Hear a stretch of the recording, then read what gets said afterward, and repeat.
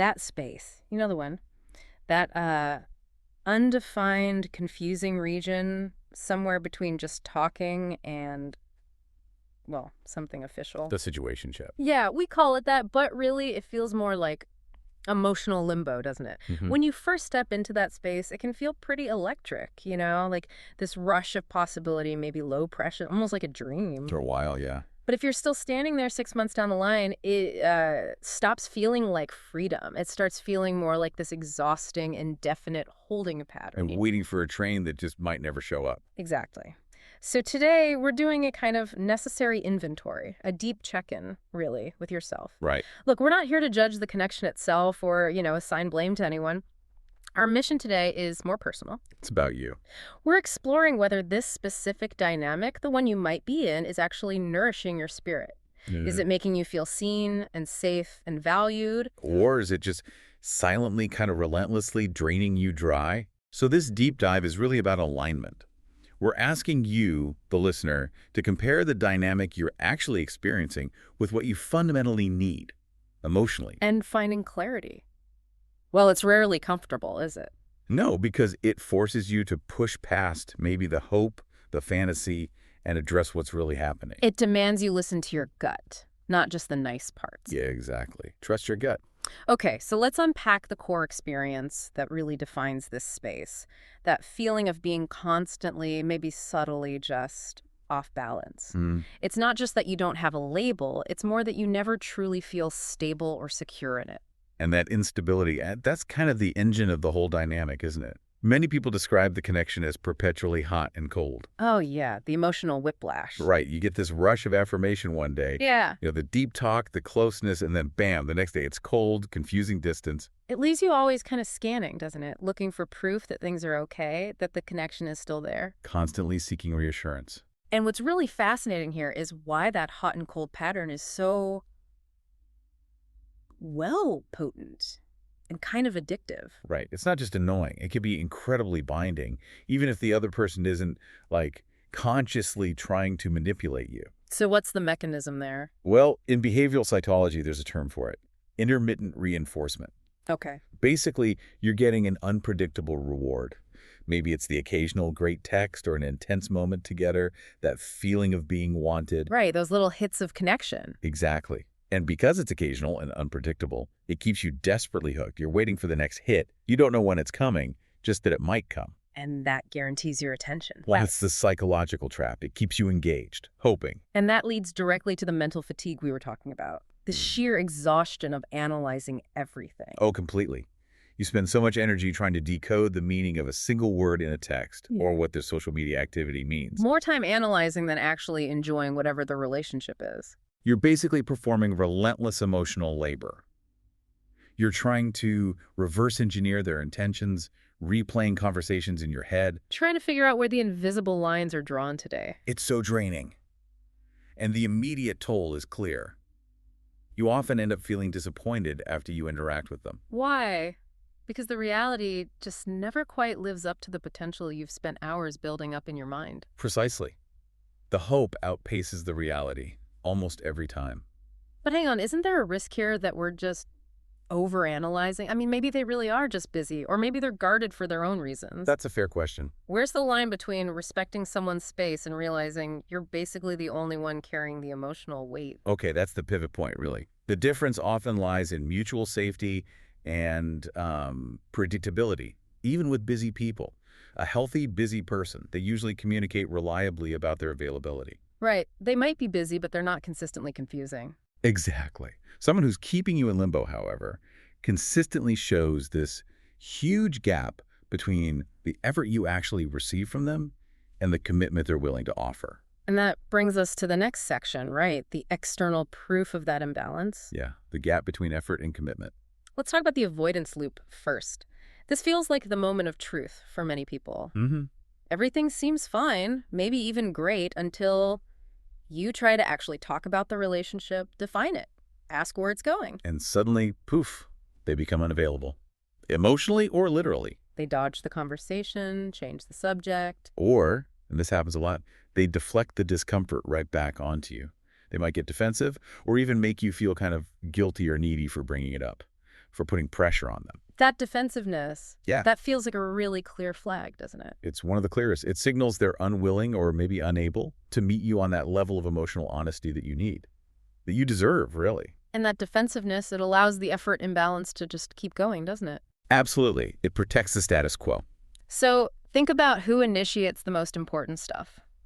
The vulnerable texts, planning for the future, even just planning next weekend, the emotional support when you need it.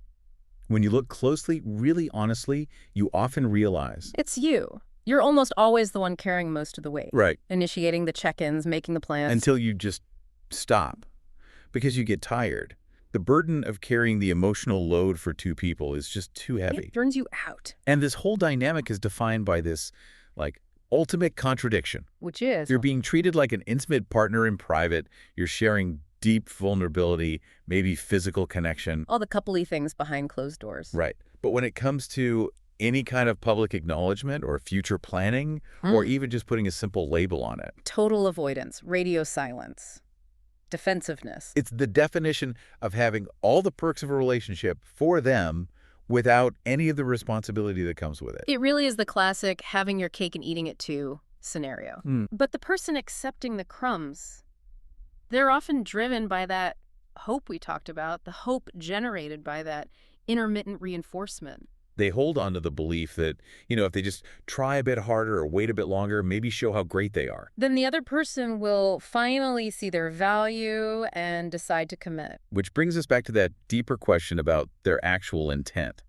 When the signals are this mixed consistently, Yeah. when you look past the hope, past your own wishes, and just acknowledge the reality of their actions, do you genuinely believe they want to build a shared future with you? Or are you really just hoping you can change their mind about what they fundamentally want? It's a tough question, but often a mixed signal isn't actually mixed at all. It's just a clear no, filtered through our own wishful thinking. Sometimes, yeah. That's often the uncomfortable truth. Okay, so if that imbalance is the external drain, the outside evidence, then the internal consequence is how it chips away at your self-worth. Right. This is where it gets really personal, how the situationship makes you feel about yourself. The fear of silence seems huge here. It's crippling for many.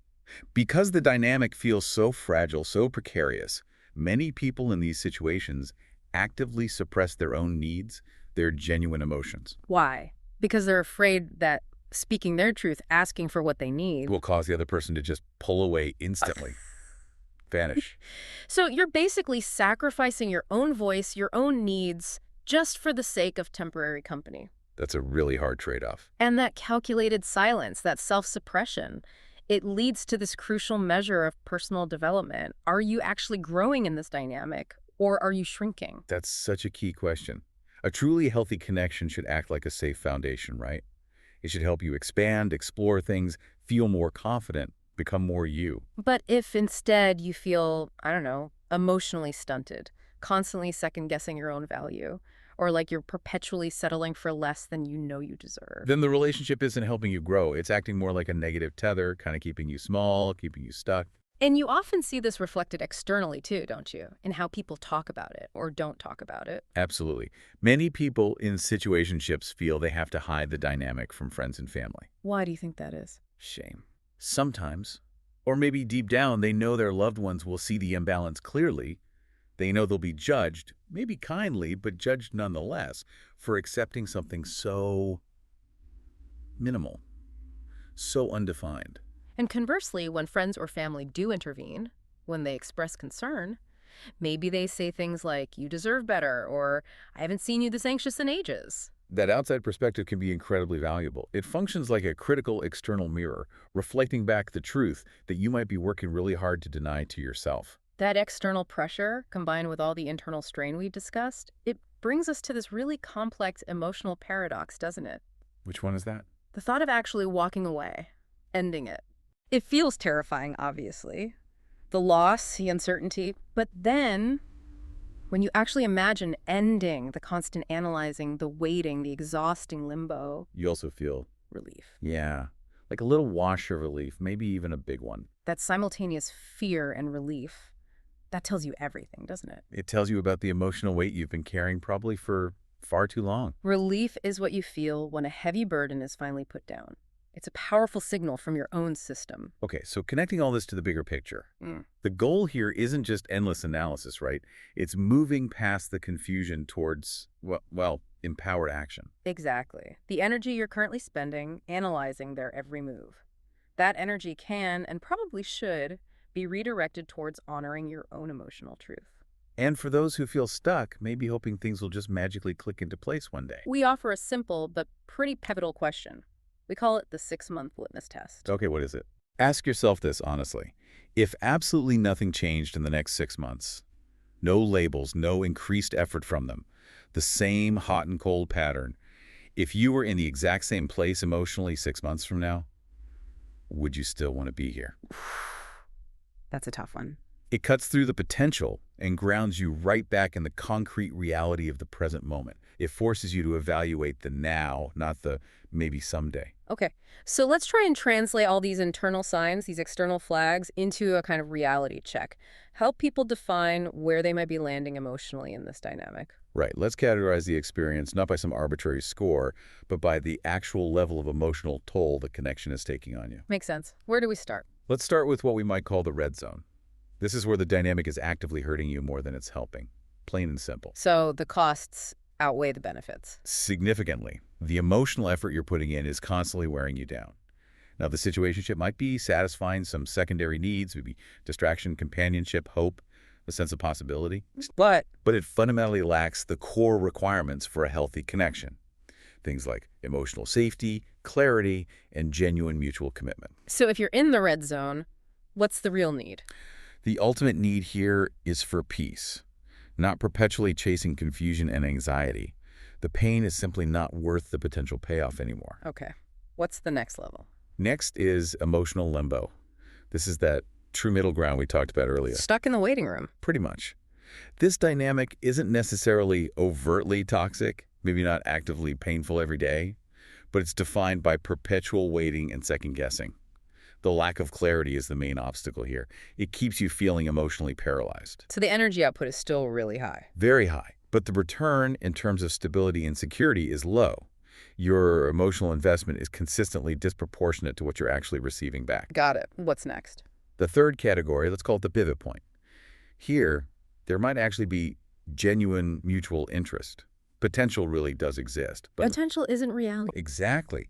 If you find yourself here, the connection probably feels largely safe, maybe respectful, but it's being held back, perhaps by a fear of definition, maybe genuine timing issues, or maybe just one person's ambivalence. So what's required here? Vulnerability. Yeah. You have to honor your emotional truth. And that doesn't necessarily mean demanding a label right now. What does it mean then? It means expressing clearly how the lack of definition, the ambiguity, is impacting your emotional safety, your sense of value, your ability to feel secure. And then you see how they respond. Precisely. If they're unwilling or unable to meet you there, with honesty, with genuine compromise, maybe with a plan, well, their inability to step up actually provides the clarity you need. Even if it's not the answer you wanted. Sometimes the clearest answer is in their non-answer or their avoidance. Okay, and finally. Finally, there's the healthy space. Now, even if this connection lacks a formal title, maybe you're still figuring things out, it feels different. It feels safe. It feels mutual. It's grounded in respect and emotional growth.